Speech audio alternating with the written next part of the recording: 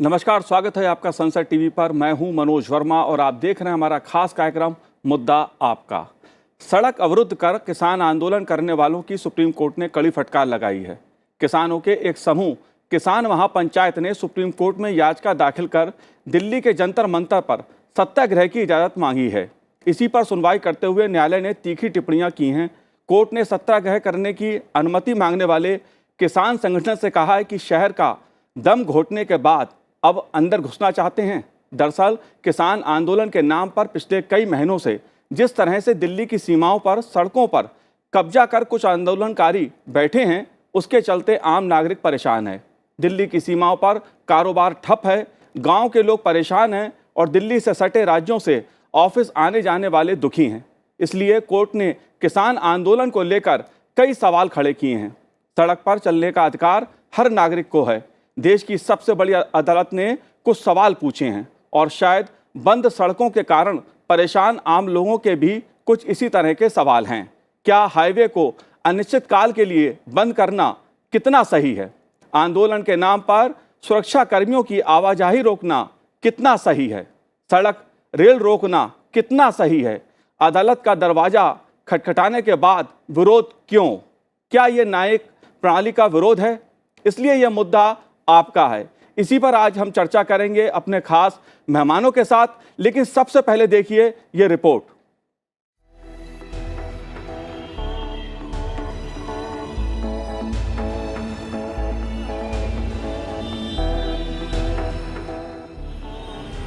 ये तस्वीरें किसानों के बंद की हैं।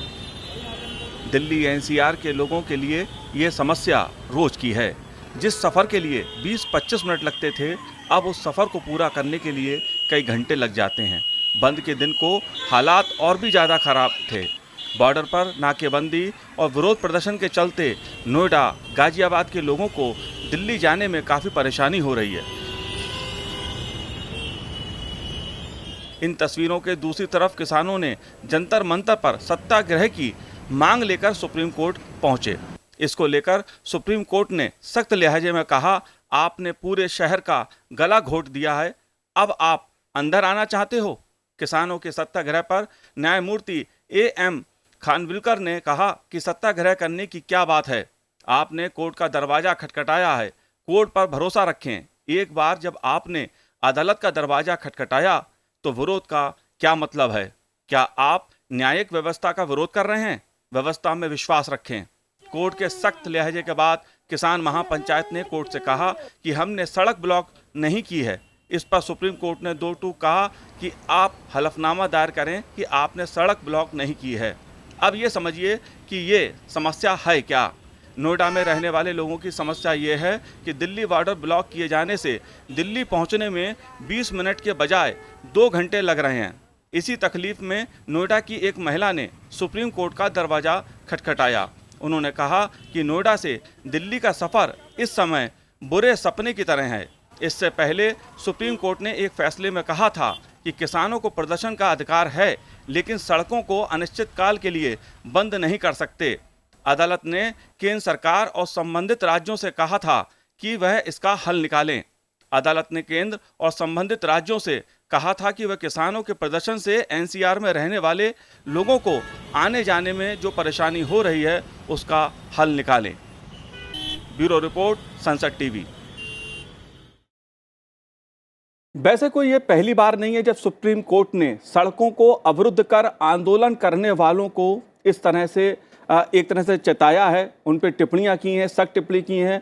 7 अक्टूबर 2020 को भी सुप्रीम कोर्ट ने धरना प्रदर्शन के अधिकार के मामले में सुनवाई करते हुए कहा था कि सार्वजनिक स्थानों और सड़कों को अनिश्चितकाल के लिए ब्लॉक नहीं किया जा सकता। ये वो समय था जब शाहीन बाग में एक ग्रुप धरना देके सड़कों पर कई महीनों से, कई दिनों से बैठा हुआ था।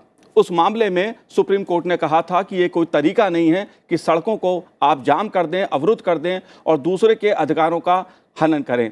इसी पे आज हम चर्चा करेंगे, इसी को समझने की कोशिश करेंगे। हमारे साथ इस समय स्टूडियो में मौजूद हैं सुप्रीम कोर्ट के वकील संग्राम पटनायक जी। संग्राम जी, आपका बहुत बहुत स्वागत है संसद टीवी पर। साथ ही पांचजन्य के संपादक हितेश शंकर जी भी स्टूडियो में मौजूद हैं। हितेश जी, आपका भी बहुत बहुत स्वागत है। और उत्तर प्रदेश के पूर्व डीजीपी डॉक्टर विक्रम सिंह जी भी हमारे साथ जुड़े हुए हैं। विक्रम जी, आपका भी बहुत बहुत स्वागत है संसद टीवी पर। धन्यवाद। लेकिन शुरुआत संग्राम जी आपसे मैं करूंगा। सुप्रीम कोर्ट का एक बार फिर से ये टिप्पणियां सामने आना, ये दर्शाता है कि कहीं ना कहीं जो बात लोकतंत्र में आंदोलन को लेकर होती है उसका स्वरूप क्या हो। क्या आम नागरिकों के अधिकारों का हनन करना क्या आंदोलन कहलाएगा, या सिर्फ आंदोलन करने वालों के अधिकार हैं?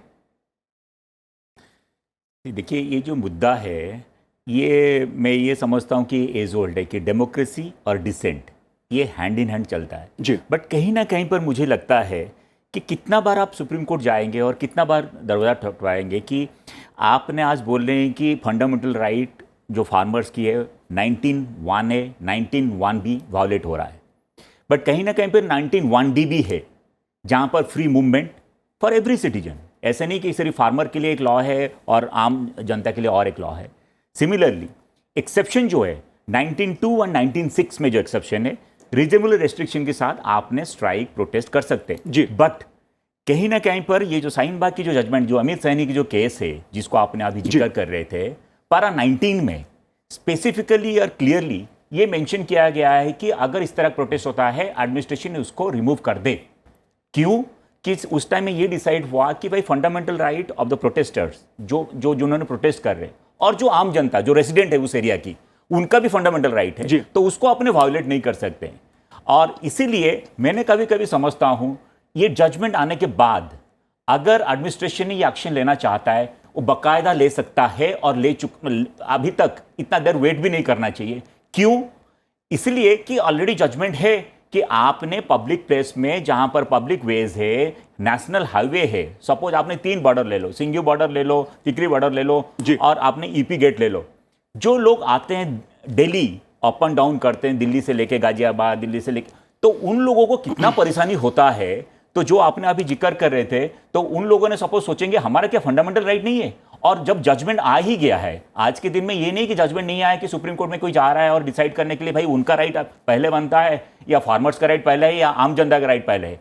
Already there is a judgment. मैं समझता हूं इसको इंप्लीमेंट करने के लिए बिल्कुल देरी नहीं होना चाहिए। अगर आपको लगता है पब्लिक इनकन्वीनियंस है और हाईवेज के ऊपर इस तरह प्रोटेस्ट हो रहा है, तो इसको रिमूव कर देने के लिए दोबारा सुप्रीम कोर्ट जाने की जरूरत नहीं। जब पारा 19 अमित सैनी के केस में ये क्लियरली मेंशन किया गया है। जी हितेश जी, आप कैसे देखते हैं इस पूरे मामले को? क्योंकि कई बार ये मुद्दा उठता है कि सड़कों पर जाम लगा देना, सड़कों को अवरुद्ध कर देना, हाईवे को अवरुद्ध कर देना, जो गांव वाले हैं बेचारे वो परेशान हैं, मरीज परेशान है, ऑफिस आने जाने वाले लोग परेशान हैं, और सुप्रीम कोर्ट इस तरह की टिप्पणियां कई बार कर चुका है कि यह तरीका ठीक नहीं है। आप कैसे देखते हैं इसको?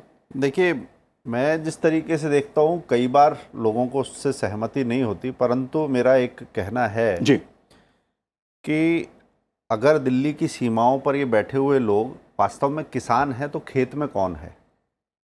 रबी की फसल का जो मौसम है वो मार्च से अप्रैल तक होता है, जून तक खरीद होती है।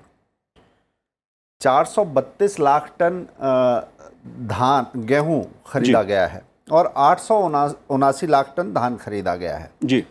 और दोनों की खरीद में रिकॉर्ड, उत्पादन में रिकॉर्ड वृद्धि हुई है, खरीद में भी रिकॉर्ड वृद्धि हुई है। 1,65,000 रुपये का 1,065 लाख करोड़ रुपए का धान खरीदा है और 85,500,000 करोड़ रुपए का गेहूं खरीदा है।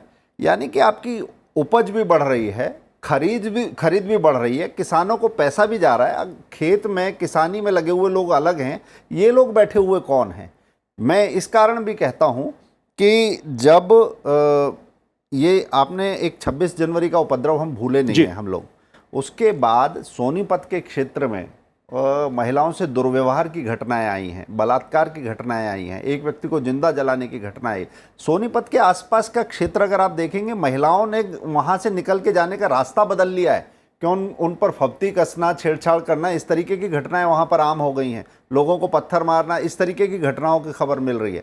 तो अगर ये, और जैसा आपने कहा गाजियाबाद बॉर्डर के आसपास देखें, दिल्ली लोग जब आते हैं तो बहुत सारी चिकित्सा सुविधाओं के लिए आते हैं, एम्बुलेंसेज होती हैं, यहाँ अस्पतालों में आना है लोगों को, उनका रास्ता बदल गया, रोज जाने वाले कम्यूटर्स का रास्ता बदलने से पेट्रोल की खपत बढ़ गई। सारी चीज़ों में एक उपद्रवी तंत्र ने कब्जा कर लिया जो खुद को बताता किसान है जी। और मुझे तो इस बात में भी शक नहीं होगा कि अंदेशा है कि ऐसा हो सकता है कि इनके क्षेत्र में जहाँ से ये आते हैं वहाँ पर अपराध कुछ कम हो गया हो, और दिल्ली के आसपास ये जो अपराध बढ़ा हुआ लग रहा है इस जमावड़े के कारण उसका भी एक योगदान हो सकता है। जी, जाहिर सी बात है, कई सवाल उठते हैं किसान आंदोलन को लेकर।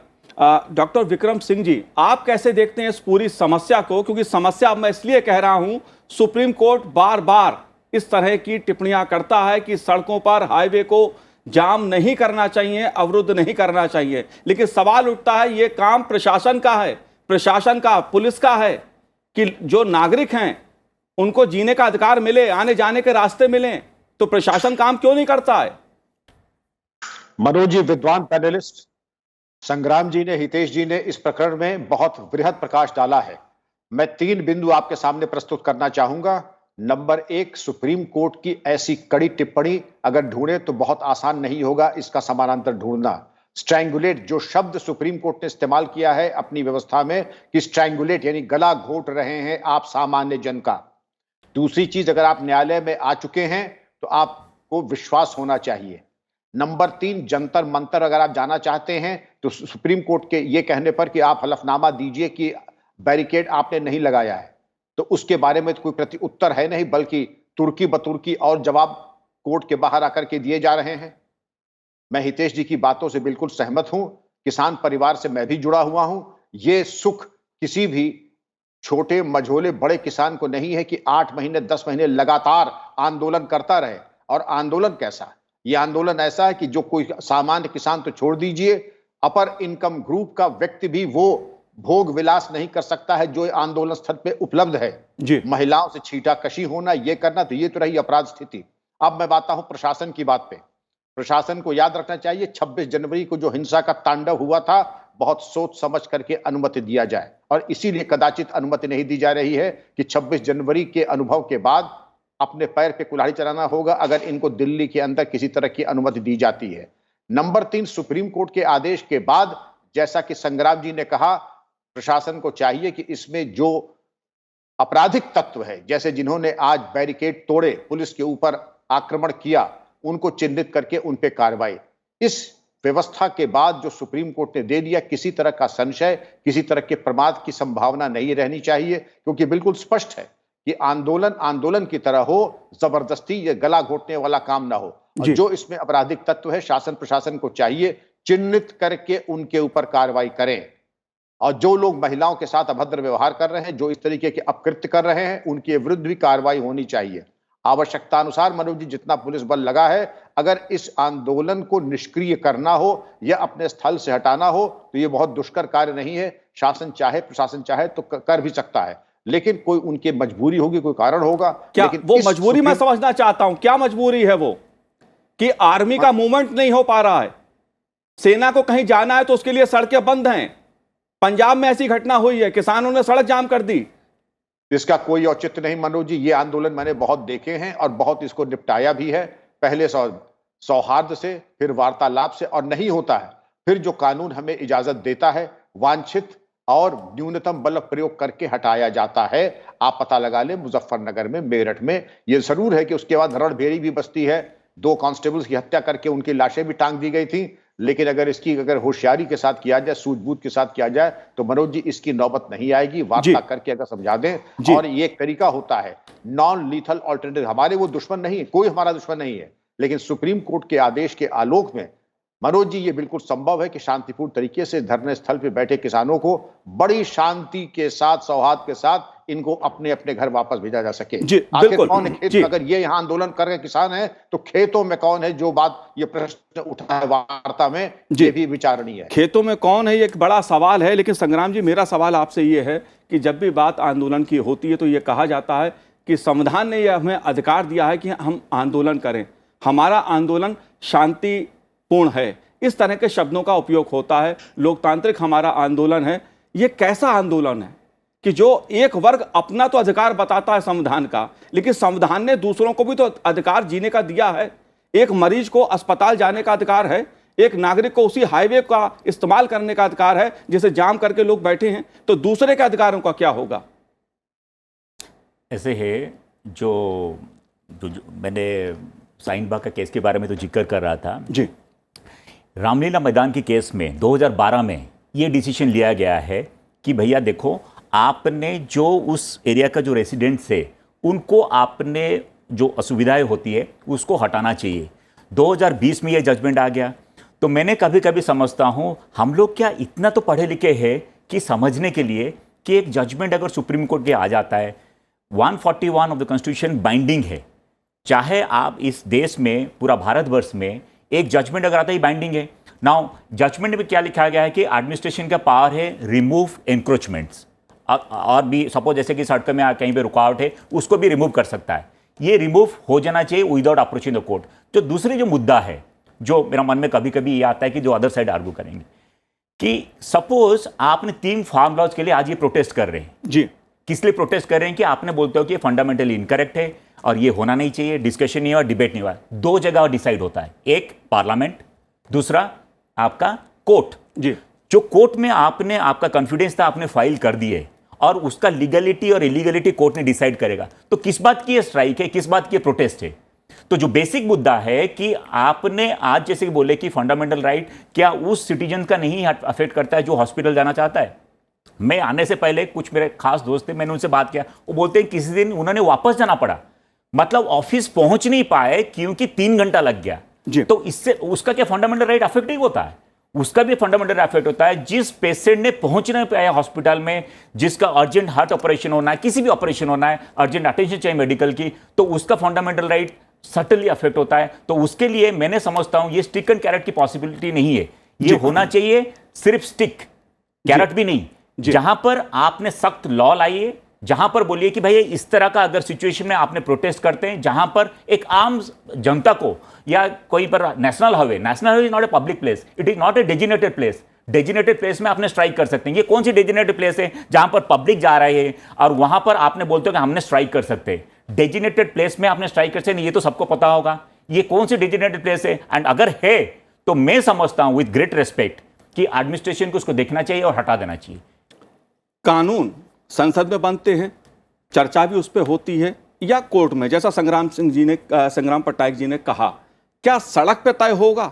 जो तरीका अपनाया जा रहा है कानून वापस लो।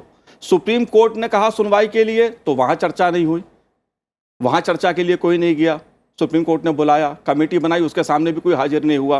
हितेश जी, तो मैं समझना आपसे चाहता हूं कि सड़क पे तय होगा तो ये क्या आंदोलन माना जाए या इसे अराजकता माना जाए, क्या माना जाए इसको? देखिए, क्योंकि सीएए के समय भी यही पॉइंट उठा था। जी। मैं इसका एक रणनीतिक तरीके से सरकार को घेरने की चाल है और उसको समझना होगा जी। नव वामपंथ के जब तौर तरीकों की बात आती है तो उसमें 200 ऐसे तरीके चिन्हित हैं कि सरकार को अराजकता की तरफ कैसे समाज को धकेला जाए और सरकार को बैकफुट पर कैसे लिया जाए। उसमें सप्लाई लाइंस काटना एक तरीका उसमें से है। शाहीन बाग में हमने जो देखा वो स्थानीय लोगों का सिर्फ ऐसा नहीं था, वो उसे वहाँ से लेकर और अंतर्राष्ट्रीय स्तर पर मीडिया का और बाकी एक समर्थन था। ये शर्जील इमाम भी जब बात कर रहा था तो आपने सुना था कि हम असम को बाकी भारत से काटने का काम करेंगे, तो इन सड़कों को, रेलवे नेटवर्क को ध्वस्त करने की बात वहाँ भी थी। तीसरी, अगर यहाँ पर भी ये दिखाई दे रहा है देश की राजधानी को बंधक बनाना, जो कोर्ट के कहने में भी आया कि आप गला घोट रहे हैं, लोगों का दम घोट रहे हैं, और फिर तो ये जो घुटन पैदा होती है, समाज में आक्रोश पैदा होता है सरकार के खिलाफ, और उस समय बहुत सारे भ्रमित करने वाले नैरेटिव्स चलाए जाते हैं। जैसे आप ये देखिए कि मीडिया में भी प्रारंभ में कुछ वर्गों की सहानुभूति इनके साथ थी, जो मैं फर्जी किसान कहता हूँ। बाद में खुद मीडिया में महिला पत्रकारों के साथ दुर्व्यवहार हुआ, उनके साथ छीना झपटी हुई, मारपिटाई हुई। मीडिया को समझ में आया कि वास्तव में एक किसान के चोले में कोई और लोग हैं। मैं एक इसमें साम्य देखता हूँ, एक फर्जी किसान और एक फर्जी कामरेड की एक कहानी है। कन्हैया कुमार अभी कांग्रेस में शामिल हुए हैं, अब कल तक वो कामरेड थे, और इसी तरह से किसानों की भी कहानी है। ये लोग अपने घर में इनका कोई वक़्त नहीं है, घर में कोई पूछता नहीं है और घाट घाट जाके ढपली खूब बजाते हैं। लेकिन जैसे जैसे जी। जो चुनाव हुए उत्तर प्रदेश में, आप बताइए, जो इसके पश्चिमी उत्तर प्रदेश के जो मुखिया बनते हैं इसके, उनको वहां पर उनकी वक़्त कितनी थी, लोगों का समर्थन नहीं है। कृष्ण और इसी तरह से कन्हैया कुमार को जब वोट पड़ते हैं तो अपने गांव पंचायत में वोट नहीं मिलता हितेश जी, एक बात आपने अपनी बात रखी, एक सवाल ये उठता है, अगर मान लीजिए किसानों का एक वर्ग, कुछ संगठन मांग कर रहे हैं 3 कानूनों के संदर्भ में, जो कृषि कानून है, कि उस पर विचार किया जाए, उस पर बातचीत की जाए, उसे वापस लिया जाए, तो इसमें हरज क्या है?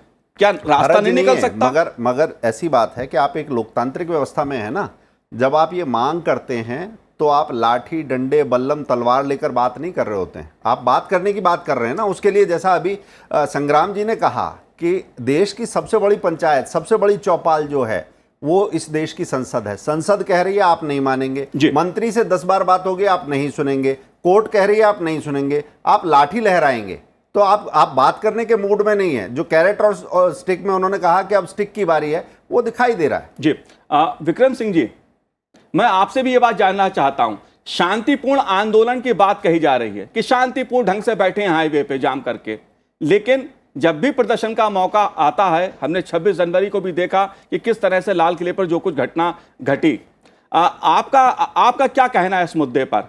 क्योंकि शांतिपूर्ण बात करना और उसकी प्रतिक्रिया किसी और रूप में सामने आना, वो आंदोलन और अराजकता का जो अंतर होता है उसे मिटा देता है।